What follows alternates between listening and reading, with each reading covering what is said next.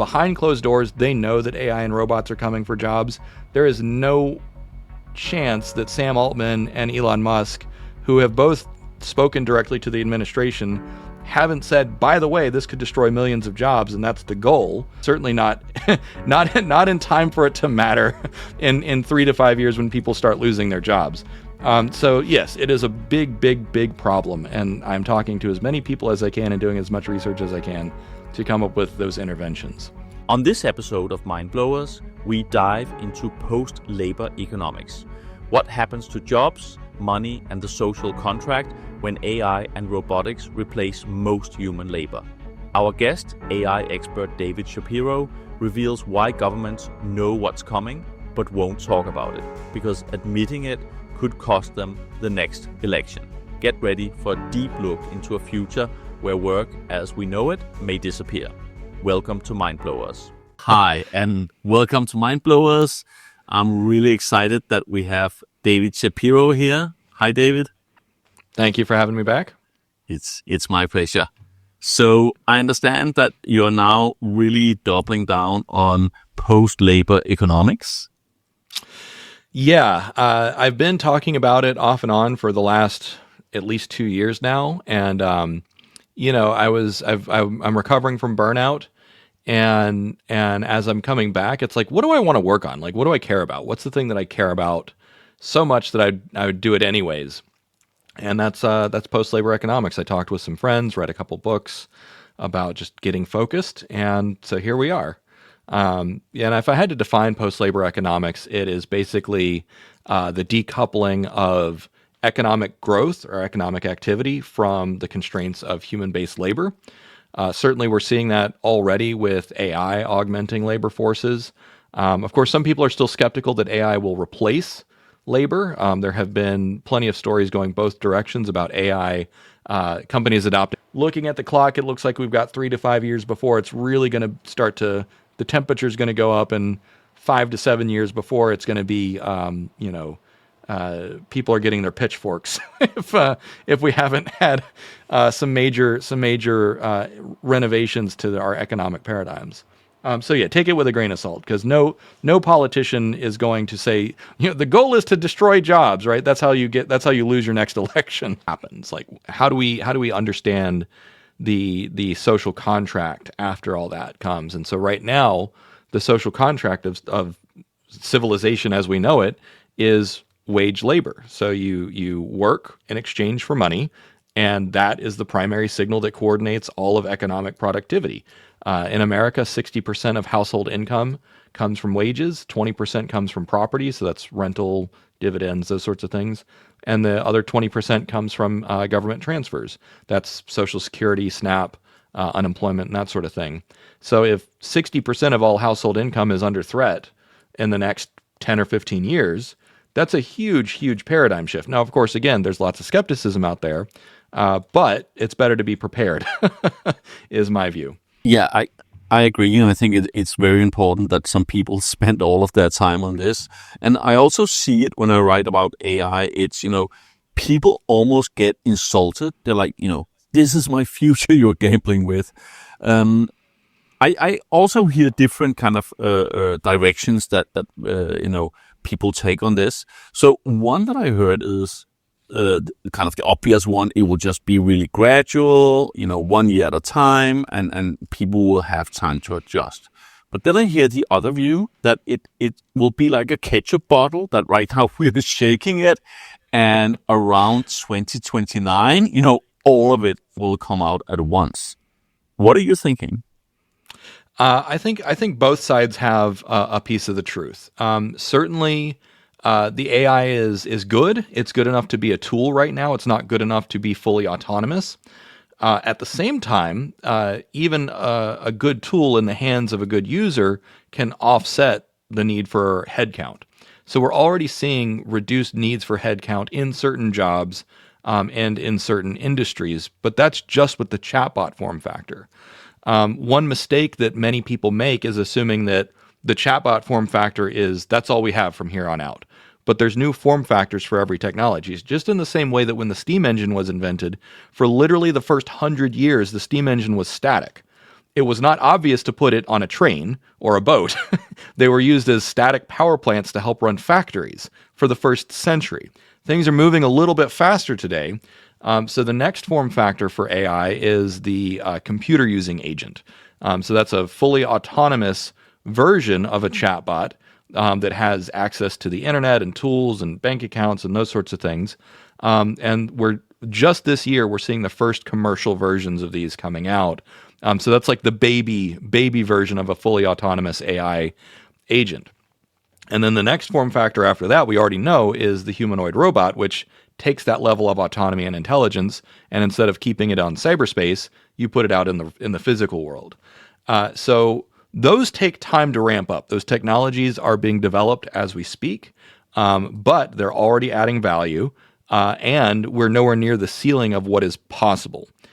So in that respect, yes, it will take some time to develop the technologies. And then even once you have product market fit, it'll take some time to drive adoption. Now, over the last decade or two, technology adoption curves have generally been about 7 to 8 years from introduction of a minimum viable product to it saturates the market. So assuming that this is year zero for autonomous AI agents, then we're looking at 2032 as about when you'll have full saturation, meaning that 90% of companies have adopted that technology to its maximum potential. Now, it would probably be a mistake to assume that that means that basically every white-collar job is going to be under threat at that point. However, when you look at the studies coming out of Brookings Institute and other places, we are still looking at anywhere from 40 to 60% of jobs are vulnerable or partially automatable, at least white-collar jobs.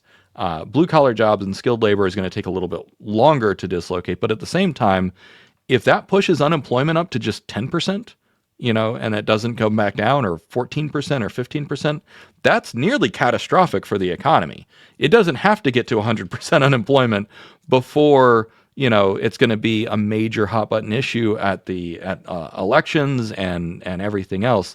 So the amount of disruption that is required for it to become painful, I think, is a lot lower than people think, even if it's not at the point of full displacement. So there's a lot of nuance to the conversation. And of course, all these are models, all these are projections. We're doing the best that we can to understand what's going to happen in the future based on past events and looking at the capabilities of these new tools today. But yeah, I think bottom line is all sides have a good point.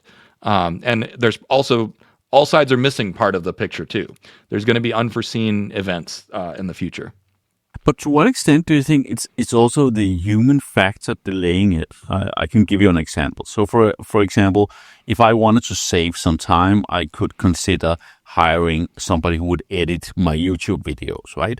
And still people would say, or most people say, well, this editor is really good, rather than saying this AI tool is really good. At least even in people in the AI space doing YouTube is saying this. The same, for example, like I have kids in the school age, and the math is becoming so complex that I can't really help anymore. And I'm, my gut reaction is also, let's get a tutor, like a human tutor instead of an AI tutor. And sometimes I wonder, is it me being lazy and kind of, just following, the old habits, or is it because we still don't have like an AI tutor that is 100% as good as a human, or an editor who will understand what I'm looking for? What do you think? Yeah, I mean, there's still there's a few reasons for that, and I think anyone who uses AI regularly will agree that there are limitations. So number one, they still require a tremendous amount of steering. All of the AI chatbots and AI tools that are out there today assume that you are the human and you're still the expert. And they're made to be very passive. So there's when they're made to be too passive or too much catering to the ego of the user, it's a problem called sycophancy.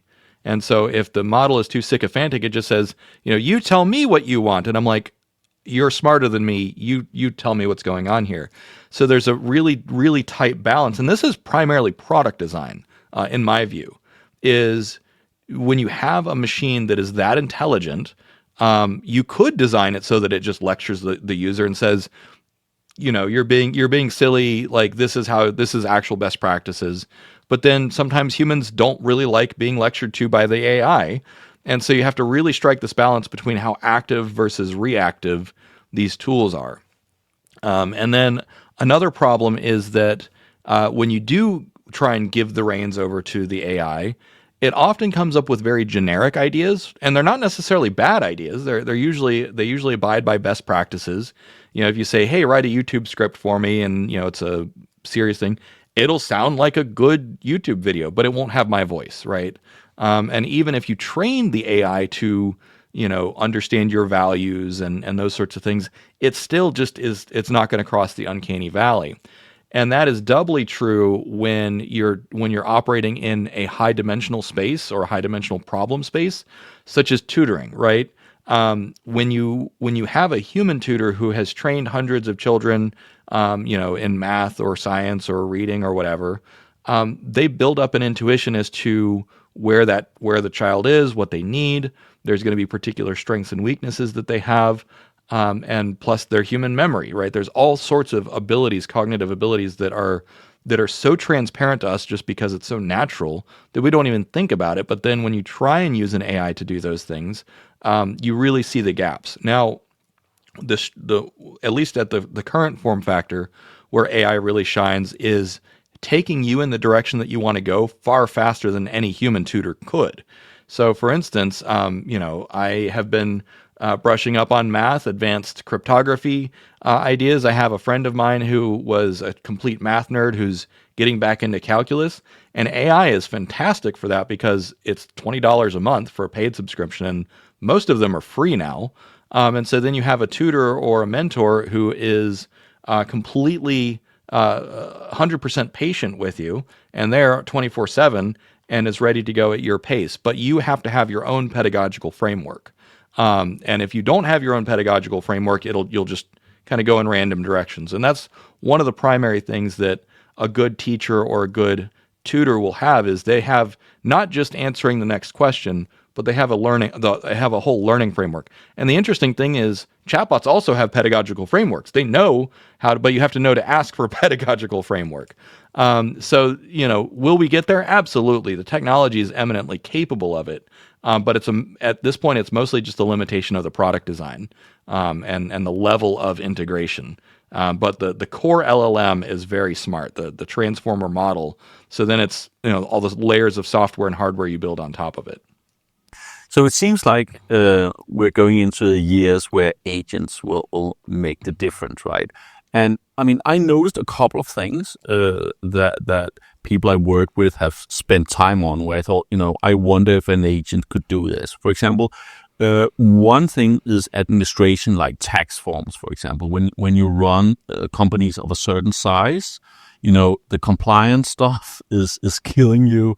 And like every time you do, for example, do export, you need to fill out forms to the government about the company you're working with and so forth. Yeah.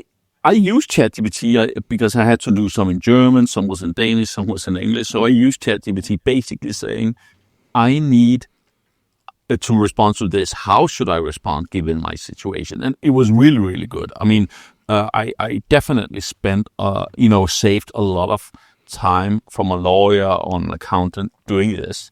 But I was just thinking, why can't the agent just do it for me?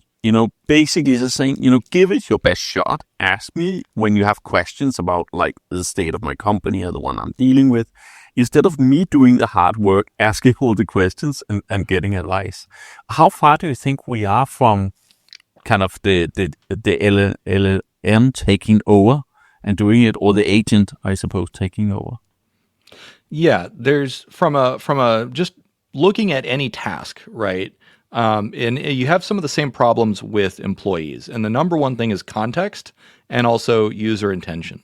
Why do you hire an employee? An employee is there to be an extension of yourself, right? Hey, do this thing for me without, my supervision, but they don't necessarily have the full context that you do. And they might get to points where they make a different decision, or they don't necessarily understand all of your values and those sorts of things. To answer your question directly as to when will agents have that ability, it's once we have sophisticated enough agents, it's more like agent frameworks. The core model is smart enough to do this now, but you need an agent framework that is able to understand your values, understand your intention, and also understand the context. Once it has the intention, the context, and the values, it can generally make the correct decision.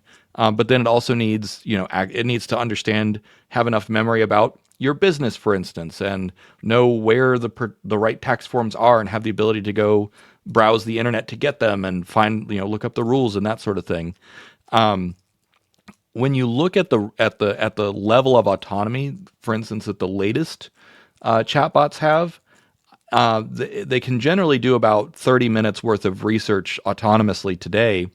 And then, it's a matter, okay, well, research is just gathering information, which is certainly very important. That's like the first half of any task, right? Is making sure you have all the necessary information, all the necessary context, but then it's a matter of coming up with a plan and going and pulling it off. I suspect we'll see that the first commercially viable ones that are able to do that with less supervision by the end of this year, certainly by 2026, sometime in 2026.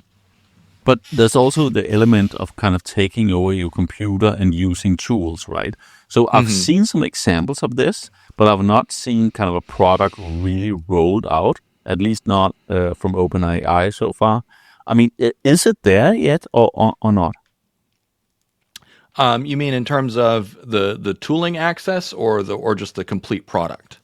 Yes. So basically that it well, not the complete product, but maybe just something that would take over my computer. Let's say I have some technical issue. Let's say my camera is not showing up, for example, and I can't work out what to do. Right. So ChatGPT would definitely, I would do screenshots and it would guide me, and sometimes it would work. But what I would love to do is just say, take over and fix the problem. Yeah. Well, I mean, OpenAI has a product, and so does Anthropic. So I can't remember which is which, but one is called Operator and the other is called Computer User. So those products are out today. They often get distracted. There's been some pretty hilarious instances of the chatbots realizing that they can browse the internet, or the agents realizing they can browse the internet and just end up looking up like pictures of lions or something.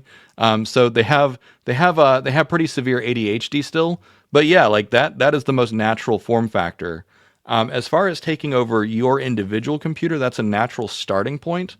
However, in the long run, I suspect that the best form factor for a computer using agent is going to be actually on a virtual desktop in the cloud.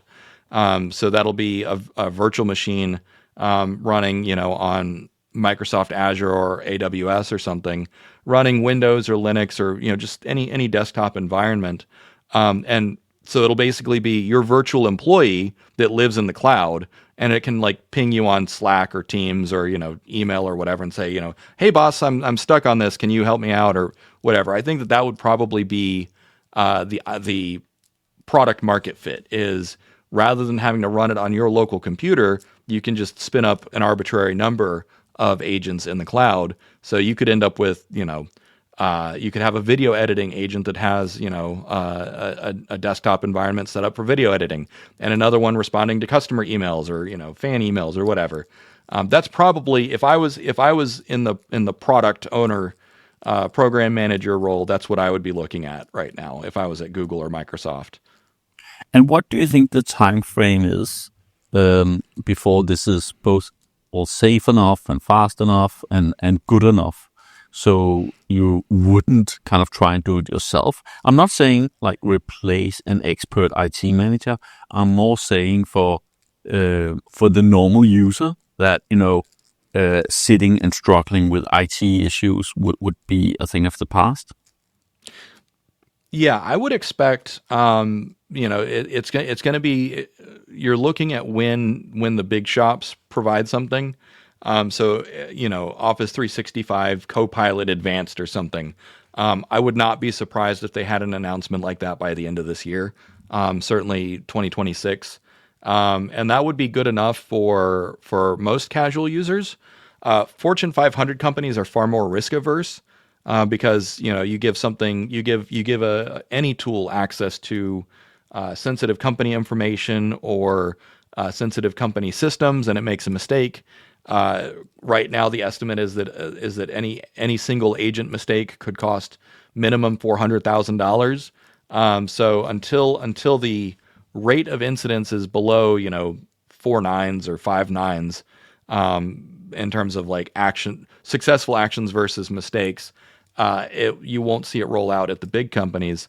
But yeah, I mean, there are already people using various levels of integration for personal uses. Now, what is it good for? It's not going to, be an expert video editor yet, and those sorts of things. But we're still working on like the low level plumbing, getting it to the point where it's like, okay, this can reliably do this particular workflow for me, and those sorts of things. Yeah, it will really, I think, it will be a little bit like the ketchup effect once we get to the point where it's on par with kind of the average IT manager, and also in terms of administration, just like you said, right? If you hire an employee to fill out forms, for example, with taxes, in the first couple of months, you will get a ton of questions back, and you might not Right. even be saving time. So I guess it's also that they would be able to learn and understand your situation first, and then be able to apply it. So let's I think let's try and simplify it a little bit for people, how it might feel for them. Because I mean, the question when I do keynotes is always, so what happens when I lose my job? And I've seen the two lectures you have done. I think it's super interesting, but I still think a lot of people could see it and still say, but what about me? I'm a white collar worker.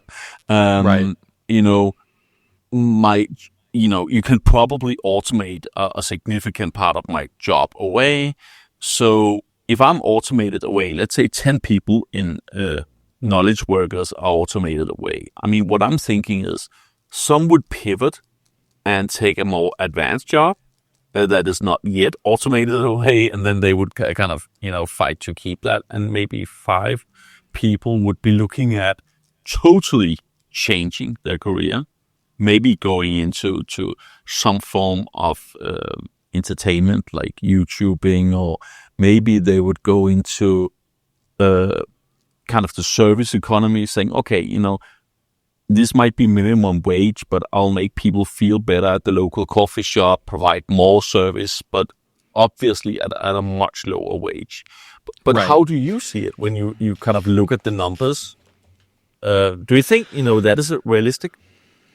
Yeah, I mean, we're already seeing this happen. I had a fan reach out to me after I wrote some articles about this over on my Substack, and just this is just a story that's out there, where someone lost his well-paying developer job, and after months and months and months, just realized like this isn't coming back. So he took his savings and bought a bunch of rental properties, rented out his home, and is living in a caravan right now. And so that's just like, hey, I got to make ends meet. So he used the assets that he had, and of course, not everyone can afford to buy 3 rental homes to try and make ends meet. And not everyone has the family situation where they can afford to live out of an RV or a camper trailer, while trying to make that work. So that sort of thing is already happening. And the overarching principle that you're talking about is, okay, well, I lost my high paying job, so let me take a lower paying job. One of the big risks is downward social mobility. And so that's one of the things that all the thought leaders and brain trust looking at this are talking about is you're not going to necessarily see all of the data reflected honestly or completely in unemployment numbers, because that looking at an aggregate, oh, we're at 4.6% unemployment. Well, what percentage of those people are underemployed based on where they used to be? What percentage of those people are accepting a lower wage or standard of living because they had to, right? And it's the age-old story lately is, someone goes to grad school and then they end up working at a coffee shop, right? I think it's like 13% to 20% of grad students are significantly underemployed, still, in blue collar or pink collar jobs rather than white collar jobs. Or they're not even, in a career pathway based on their degree. The numbers, they vary tremendously depending on who you ask and where you look. But the point is that that's a story. So, to answer your question, it's going to look different depending on when it happens. If we get to a point, so historically speaking, when unemployment gets to around 14 to 15%, that's when American Congress is willing to try slightly more drastic things. That's when we saw the stimulus checks come out during the pandemic, was when unemployment hit 14%. Granted, it only stayed there for a little while. So they decided that, more stimulus checks were not necessary. And then there's the concern that maybe the stimulus checks cause inflation. And there's broad consensus among economists since then that if all you do is give stimulus checks, then you're going to cause more inflation than it's worth. So that's not necessarily a long-term solution. So then to your point, like, well, what do you do, right? Where do you pivot? Certainly some people will retrain. Although I have heard that this has been studied, and I haven't seen the data myself, so I'm just kind of quoting second and third hand information here. But many people are either unable or unwilling to retrain into a completely different career.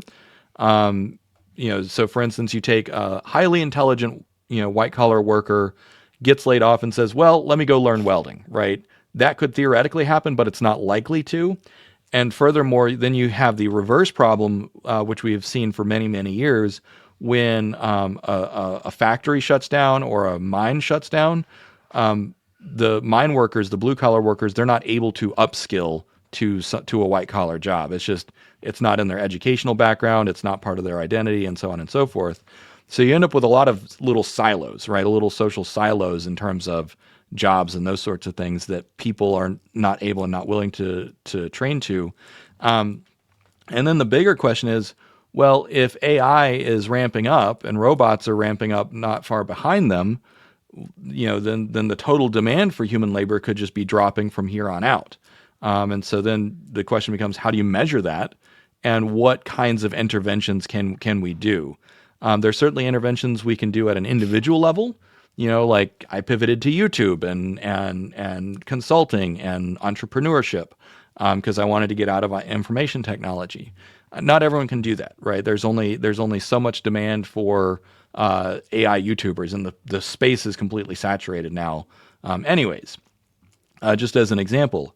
So then we need an entirely different economic paradigm, and that's what I'm calling post-labor economics. And the primary insight is, there's household income comes from those three sources I mentioned earlier, which is wages. So wages, number one, property income, and government transfers. Well, government transfers, again, if you turn that up too hot, you're going to end up with a lot of inflation. And it also distorts the market because then you don't have any way of really understanding the relative productivity efficiency in any given region. If it's just everyone gets $300 a month or everyone gets $1,200 a month or however much it happens to be.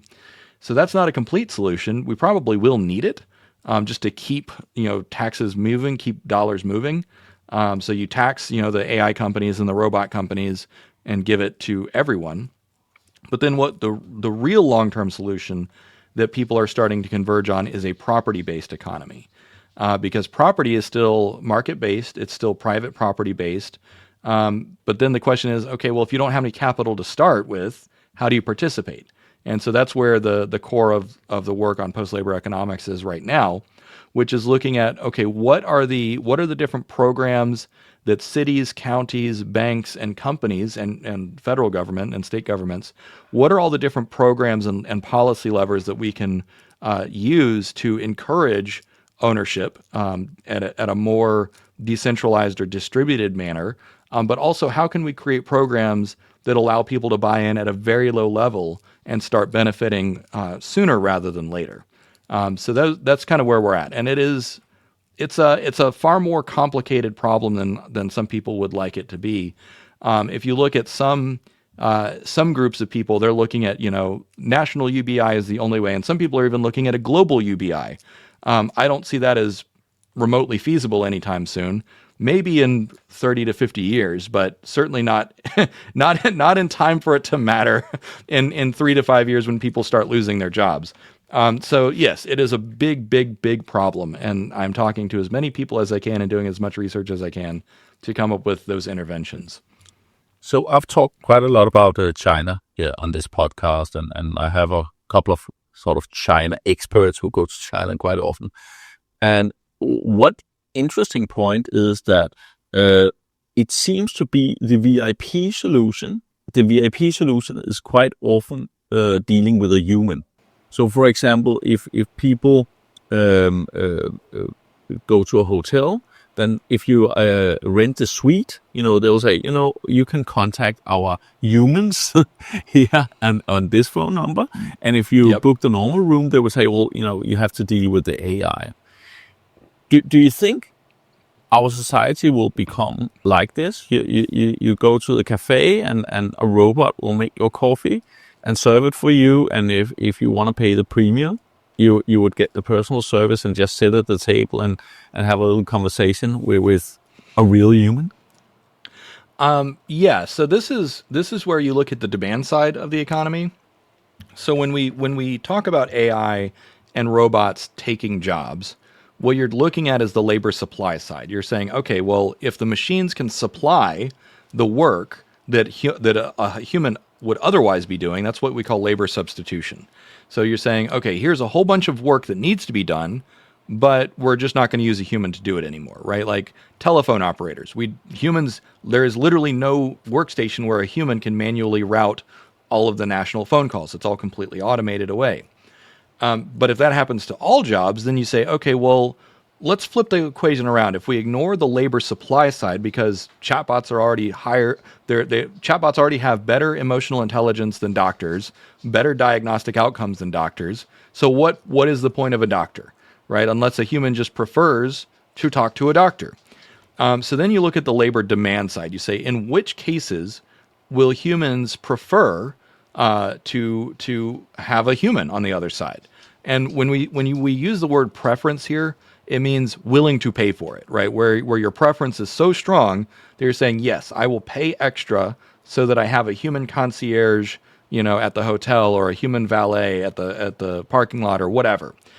And certainly that is going to, those jobs are going to be durable, right? There's going to be, humans are humans, and forever more until we become cyborgs or whatever else, which that's beyond the scope of my research right now.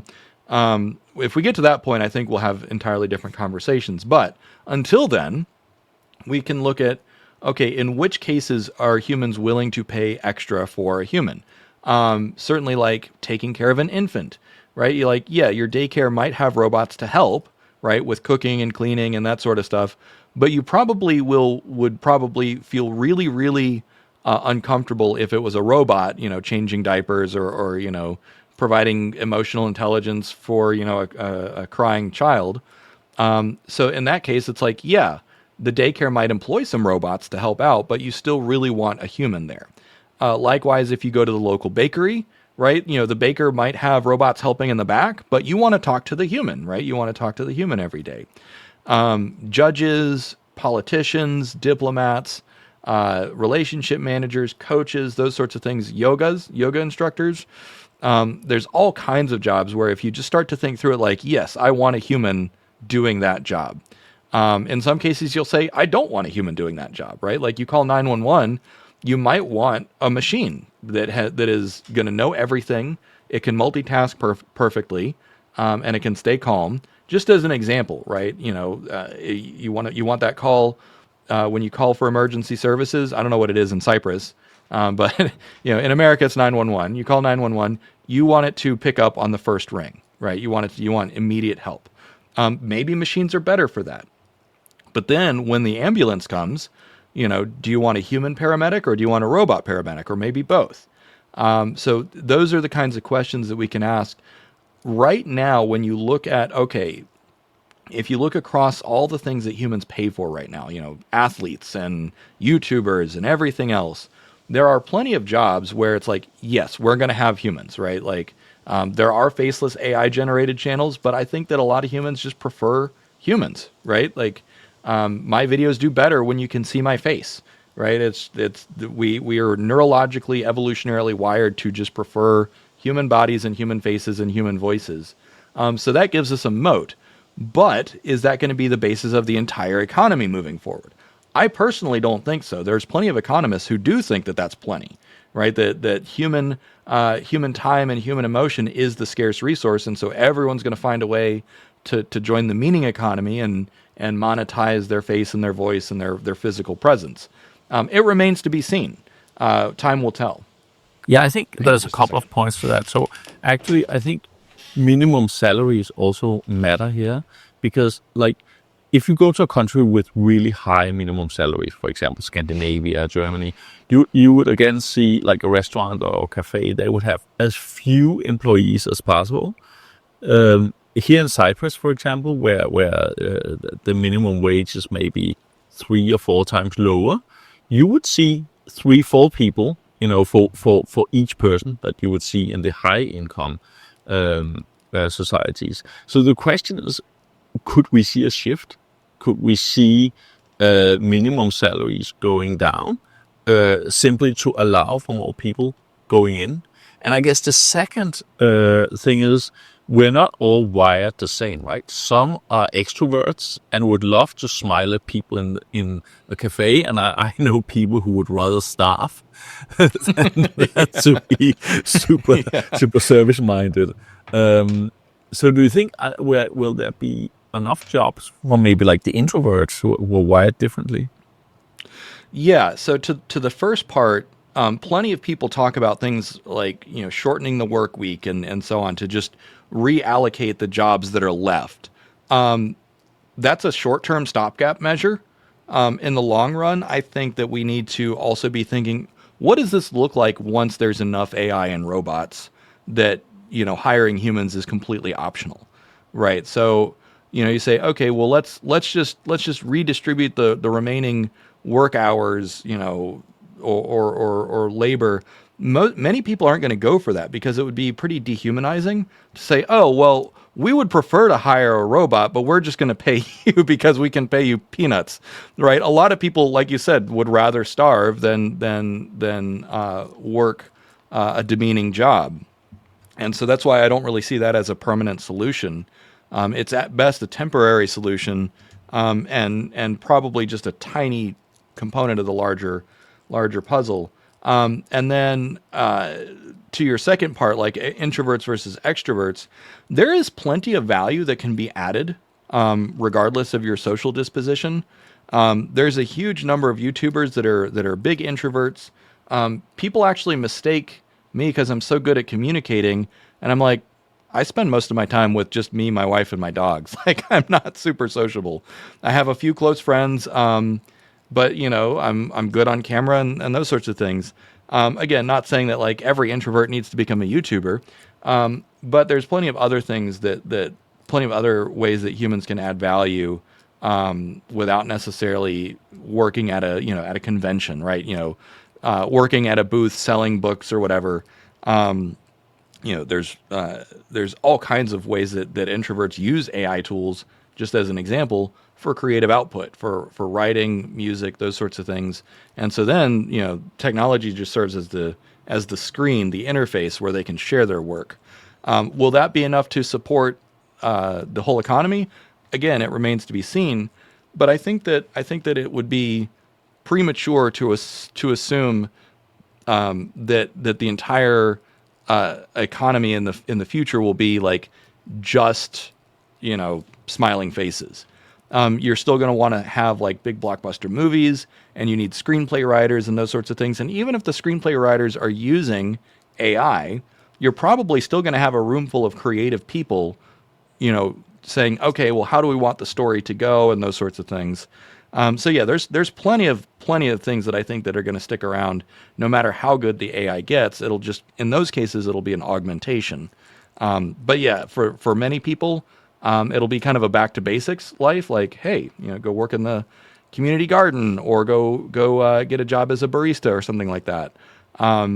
Is that going to be dignified work for everyone? No, I don't think so. Which is why we need to have many more options as to how to participate in the economy in the future. So, do you also see it like there will be a turbulent period of adaptation? So, like, I think we both see it the same way how society will look in the 2040s and 50s. Well, probably things will be a lot cheaper, we'll live longer, we don't really need to work, we'll be fine one way or the other. But there will be turbulence before that, correct? Yeah, every time throughout history that there has been a major economic disruption, there has been a lot of pain associated with it. So you look at the first and second industrial revolutions, where we first saw rural job displacement, particularly in like the 1910s here in America, where there was a huge influx from the farms into the cities, and there was flop houses and people were living on starvation wages. Children were working 12 hours a day or more just to try and make ends meet. And then the American people said, "We don't. This is not acceptable." So that's when we started putting in child labor laws and minimum wages and those sorts of things. But to your point, though, usually there has to be a few years of pain, and people have to realize this is the new normal before there's enough political willpower for it to really catalyze those structural changes. But the structural changes are precipitated by those technological changes, meaning it's permanent, right? It's an entirely new paradigm, and politics will adapt eventually. Now, the level of turbulence, it depends on a few things. So, number one, the rate of adoption, which we'd mentioned earlier, like how fast does the AI get better? Once it is that good, how fast is it adopted, and how fast does it dislocate jobs? And even if we end up with a new economy where people still work in the future, many of the jobs that are created don't exist today, and many of the jobs that people rely on today are going to go the way of the dinosaurs, just like typists and telephone operators and elevator lift operators and those sorts of things. Historically speaking, many individual job categories have a half-life of 4 to 7 to 12 years. In this case, it could be faster. I've talked to plenty of economists who say, like, yeah, we don't have models for this because of how fast it could possibly go. So, long story short, yes, it will likely be turbulent. I don't think it'll be a full cliff. I don't think it'll, and it's not because of the limitations of the technology. It's because of how fast does it take for the Fortune 500 companies to adopt the technology. How long does it take for the government to approve some of these new roles and those sorts of things? And something that you mentioned earlier is the human factor. There's going to be people resisting it. There's going to be people fighting it. There's going to be people pushing for it, right? So it's going to be messy. But one thing to keep in mind is that unemployment only has to get to 14 or 15% and stay there for any length of time before Congress is willing to act and try increasingly drastic measures to change things. And that's just America. Obviously, I'm a very American-centric view, but Europe and Asia and the rest of the world, we're all going to be adapting together, long story short. Yeah, so this is probably controversial, but I mean, in my opinion, there are quite a number of jobs already before AI that were not really needed. When you look at bigger companies, when you look at the government, I mean, maybe you even tried it yourself at times. At least just having a few tasks where you're thinking, if I didn't do this, nothing would really change, right? And I talk Right. to people who do startups and so on, and when they scale, suddenly they sit with maybe 20% of the employees that they could remove again because they actually didn't add value. Right. So the question is, do you think that that is kind of, will put a brake on the development as well? This tendency we have to kind of keep positions that are maybe they're not adding value and can't be measured? one of the things that we're seeing already with AI is people do have some kind of sprawl. They're like, oh, AI allows me to do all these extra new things. But then the question becomes, does it actually move the needle for the business? Does it actually raise the bottom line or raise the top line? And in some cases, the answer is no. And what we're seeing in the AI integration and consultation space is that right now, granted, none of us expect this to be permanent, but right now, usually what AI does is allow the company to reach into new verticals that they just didn't have the manpower. So right now, it's mostly a manpower amplifier. At the same time, you're right. There's plenty of companies that adopt a tool and they say, what does this actually get us? It doesn't get us anything, right? So they just say, AI didn't add any value. Sometimes it's because they had unrealistic expectations. Sometimes it's because they didn't know how to use the AI properly or whatever, right? There's all kinds of things. For every story that you hear about someone said AI is useless, you hear another story where they said AI completely changed our business. And that's only going to change with time. So yeah, I guess big picture thinking, yeah, it's going to take time to get to that point of saturation, and when you adopt a tool or hire a person or whatever, you do have to measure it, and that's one of the primary things is knowing what to measure. So whether it's you have the right KPI or you're looking at the aggregate effect of your business. This is something that people often ask me. They're like, Dave, how much do you use AI? And it's like, mostly I use it for research, right? Just because that's the biggest value add. I do minimal editing on my videos, so I don't really need help there. It doesn't take me long to record a 10 or 30-minute video, particularly when it's just a lecture. So it doesn't help me there. But where it does help me is planning and research, where it saves me many, many hours. So yeah, kind of a hodgepodge set of stories to answer your question. But yeah, there it is. Yeah, it's interesting what you say because I've been working quite a lot with digital transformation, and quite often when you look at the business case, for example, in telco, in terms of moving a customer from a store sale to purely online, you can't really prove the effect unless you dig quite deep into the data. So, for Right. example, the instance might be that customers that came in through the web are actually more loyal, or they tend to buy some extra added value products later, or things like this. So sometimes we need to do these things because long term it will mean that our business survives, but you can't really prove it as a business case. Right. Anyway, let's try and go into the national economy side. So it's been a while since I studied national economy, but if I remember it correctly, uh, it's like output is a function of labor and capital, and then they kind of added on efficiency as the third part. Um, and then I'm also thinking, I mean, should we also add some level of ideas? I mean, and you see that, right? Most really good new ideas, like the 0 to 1 ideas, come out of the US. Maybe that is also a factor. Um, Right. but of course, labor is a major part of this one. Um, so what do you see happening? Obviously, the labor input will be less. Do you think the capital input will be more or less? Capital is becomes the primary input in a post-labor society.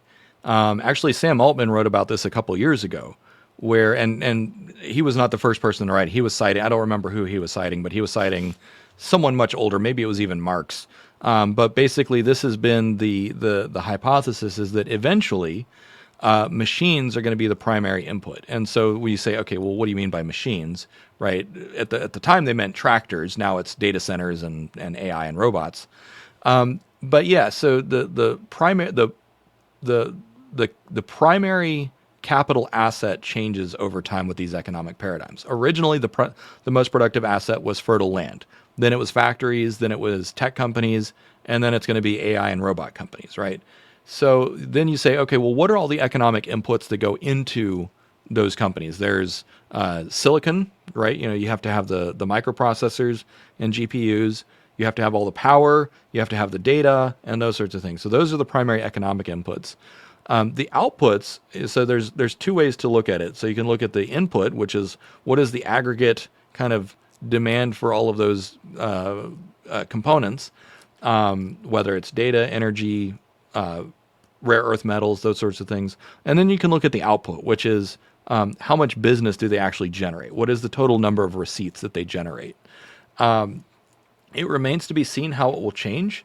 If you went back 20 or 30 years and said, oh yeah, like Netflix is going to be and video streaming is going to be the number one use of internet bandwidth, people would have said, how the heck can we build that much internet bandwidth?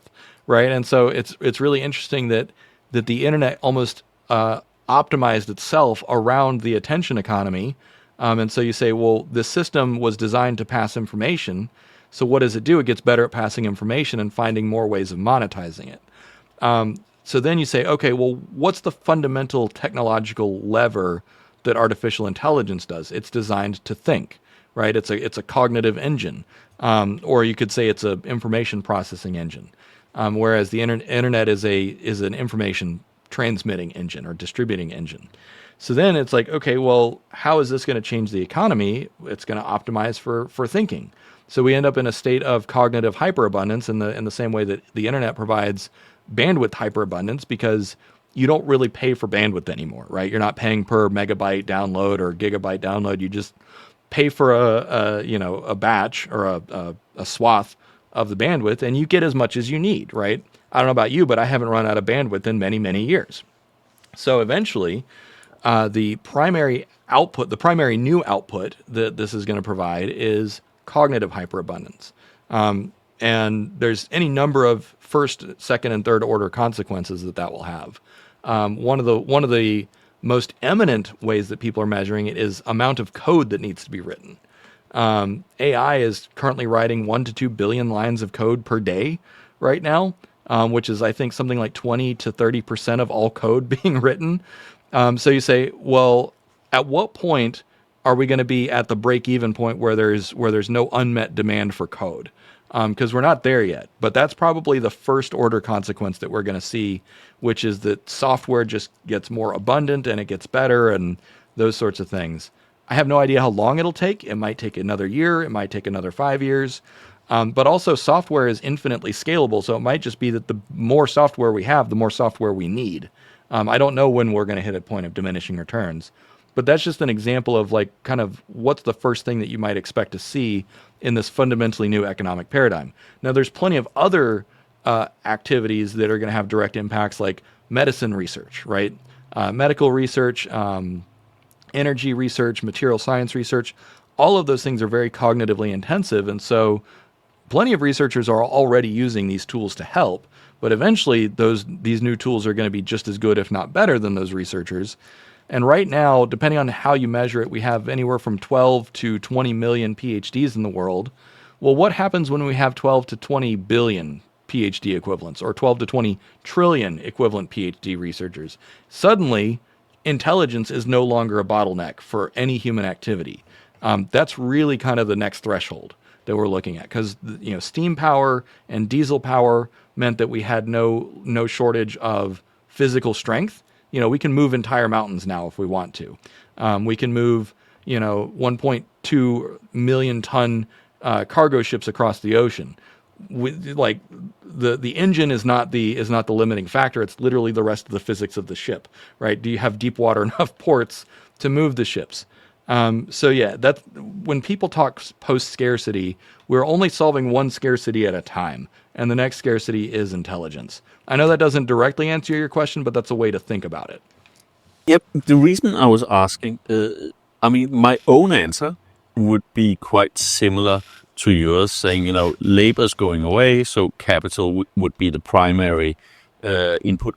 What I did hear some counter arguments from investors, because they are saying, if I had to do a startup 10 years ago, I would still, instead of maybe 2 people now, I would have needed 10 people back then. So that's less capital. And then instead of maybe like a factory, that should build something or 10 coders or something, AI will take care of it. So instead of raising $10 million, I only need to raise $1 million to get this off the ground. So they said kind of the values were in the good ideas and maybe then the agency to actually implement it, so to kind of orchestrate the whole thing. And Sure. on the other hand, I also saw that making sense. That said, I see trillions going into making all these humanoid robots and scaling the data centers and so on. So I'm still like slightly confused on this one because I see both sides. But that's it. So what if we look at the reward side, right? So do you think the capital holder, again, so people can kind of follow this, like the private investor that has saved up and invested, like let's say a couple of $100,000, do you think will they be better off in the future than they are now? Yeah. So to respond quickly to your first point, when I was talking about capital being increasing as the primary input, I was thinking at a national level. On an individual startup level, yes, absolutely, the amount of capital required is going down. It's been going down since the dot-com revolution. That's kind of what we're seeing as like dot-com 2.0, where you have a good idea and a small team of web developers, and you could get Amazon off the ground, right? You couldn't do that again. So what we're seeing is a short-term period of a blue ocean or a green field gold rush, basically, for the next set of AI startups. And to your second point, remind me of what the question was. Yeah, so that was for the individual investor because I think a lot of people they're sitting here saying, okay, so I'll probably lose my job if you're a knowledge worker. There may be some UBI, there may not be some UBI, right? So what's the alternative? How can I safeguard myself? And some people would have saved up, let's say, a few $100,000. And Right. will they get more bang for the buck for their capital, you think, in the future? Yeah, I mean that's what we're already seeing right now, and this is why a lot of VC are so excited, is because with the right idea and the right execution, you can build a $1 billion company with 20 employees. This is something that we really haven't seen before, because the startup capital is much less. But as they say, ideas are cheap, execution is everything. And so that is going to be true for a while, until the new space gets saturated and until we go from blue ocean to red ocean. Now, for everyday individuals, you, me, developers that have lost their job, ideally, if we do things right, there's going to be many, many new opportunities to use their existing wealth to get some compounding returns to buy into that new economy. And so this would actually be a good time to talk about what I call the economic agency paradox, which is when you have AI and robots, automation destroying jobs. The reason that they're destroying jobs is because they're better, faster, cheaper, and safer. Emphasis on cheaper. That's the reason that we use technology. It lowers costs, right? If you can produce the same goods and services but at half the cost, guess who wins, right? That's how the market works. However, if you lower the cost of goods and services at the expense of wages, then nobody has money to buy those new goods and services. So there's the primary paradox. What comes after that is that new social contract that's based on property that I was mentioning earlier. So what happens then is you need new ways of investing, right? You need new asset classes, you need new revenue streams and those sorts of things. And that's what we're working on right now, with kind of coming up with lists of different ways that your local county could create a sovereign wealth fund, the ways that your banks could create new dividend schemes and those sorts of things, so that you still have choice, so that you still have agency. Because right now your primary economic agency is my job, right? Like, where do I work? How do I work my way up? Or do I start a business and those sorts of things? And of course, people will always be able to start businesses. But if you want to start a business, your customers need to have money. right? And so you need some kind of way of coordinating value with price signals. You need some way of distributing and allocating capital. And if it's not through the wage labor negotiation, it's got to be through something else. And that's what we're still working on is in terms of proposing a fully complete theory. I'm actually working on 2 books with a co-author about all this. Yeah. So, do you think? I mean, looking simply at the percentages. So, do you think your friend who started to invest in property and renting it out on Airbnb or just renting it out long term, or the private investor putting his money in the S&P 500, so nothing like truly fancy or new, do you think their returns will be better than before? I don't know. I think that some of those old school asset classes probably won't change too much. It's entirely possible that the stock market, particularly if you weight it towards, towards the Nasdaq, right? So more tech heavy, that'll probably go up faster. But certainly rental properties, the economics of that doesn't really change. What if you want to do significantly better than previous investors, you really need to be owning those most productive, the new asset class, which is the robots and the AI and the data centers. This is one of the reasons, for instance, that the Nvidia stock price has gone up so fast over the last years. I think it's tripled in the last 12 months or so. I don't follow it that closely, but unless you are a member of the ownership class of the new flagship capital assets, you're going to get left behind. So then the question is, how do you participate in that? If you have your own private equity that you can put into it, your own private capital, great, go for it. But that's not most people. Most people can't afford to buy rental properties or $1 million of Nvidia stock or something like that. The vast majority of people are going to need a leg up to get into that new market. And ideally, if we come up with the right set of policy interventions and tax policies and everything else, we can create ways that allow everyone to buy in at the ground level.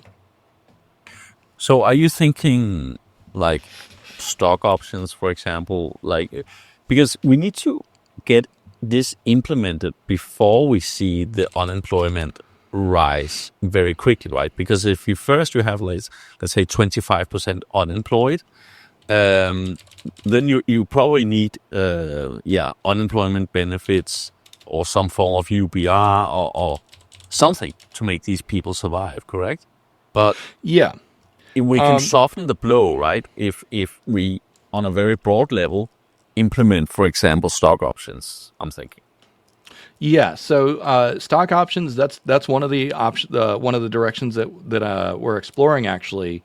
So an example could be, let's say you have one thing that has been talked about right now. So this is inside the Overton window, is a national wealth fund or a sovereign wealth fund for America.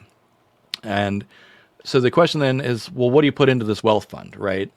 One thing that you could do to keep it tied to the market is you say companies such as Nvidia and Microsoft and so on, rather than doing buybacks, they could donate shares to the wealth fund as part of their tax break. So it's like if you donate, $1 billion worth of shares to the wealth fund, that's $1 billion off your taxes or something along those lines. Because then you're incentivizing that donation, but then the wealth fund that helps fund like a UBI and unemployment insurance is tied directly to the economy. Excuse me. So that's one option. Another option that you could do is fractional ownership for local companies. So say, for instance, there's a farm that exists just down the road. And so rather than listing shares of that company publicly, they could do the same thing and give shares to your local bank or your local credit union or your local county endowment fund is one of the examples that we're talking about.